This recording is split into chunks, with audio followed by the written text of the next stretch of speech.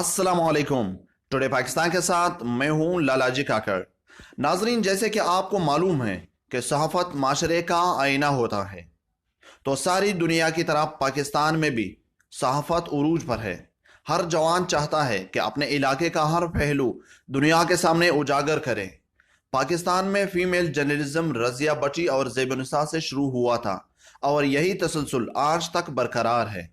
दिगर इलाकों की female journalist की तरह बलूचिस्तान की लड़कियां भी इसी फील्ड में अपनी खिदमात सरअंजाम देती हैं और वो चाहती हैं कि कुदरती वसाइल से मालामाल बलूचिस्तान के नौजवान रोजगार और अपने हकूक के लिए तरस रहे हैं। वो इस पहलू को दुनिया के सामने उजागर करने की कोशिश करती हैं।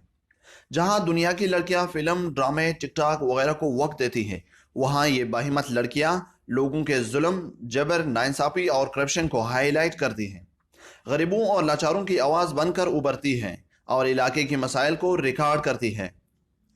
इन लड़कियों में ज़ुलेखा खान वो बाहिम्मत लड़की है जो बलूचिस्तान की हर जगह यानी हस्पताल, जेल, शहर, यूनिवर्सिटी में गरीबों और लाचारों की आवाज़ बनकर कैमरे के सामने आती हैं, जो वाकई में भी दाद की मुस्तहिक हैं। कुदरती ज़खायर से मालामाल सोना, चांदी, गैस, तांबा और कई कुदरती ज़खायर रखने वाले सूबे बलूचिस्तान की 55.3% आबादी गुर्बत की लकीर के नीचे अपनी जिंदगी। इसी तरह महक शाहिद बलूचिस्तान की पहली फीमेल स्पोर्ट्स जर्नलिस्ट हैं और वो 2 साल से यही खिदमात सर अंजाम देती है। वो हमेशा चाहती है कि बलूचिस्तान की टैलेंट को प्रमोट करे।